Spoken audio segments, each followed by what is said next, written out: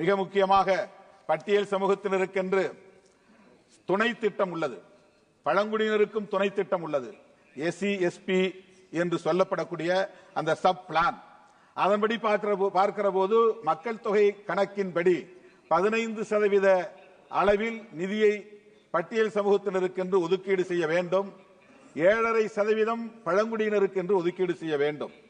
அதுதான் துணை திட்டத்தின் அடிப்படையாகும்.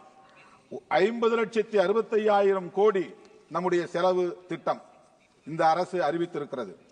அதிலே 15% என்று எடுத்துக்கொண்டால் 7,59,081 கோடி ஒதுக்கீடு செய்ய வேண்டும். அதுதான் நியாயமானது.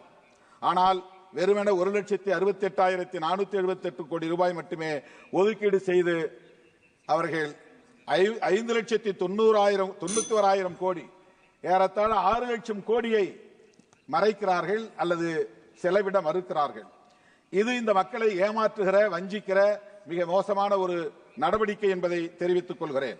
அதேபோல்தான் பழங்குடியினருக்கும் ஏமாற்றப்படுகிறது.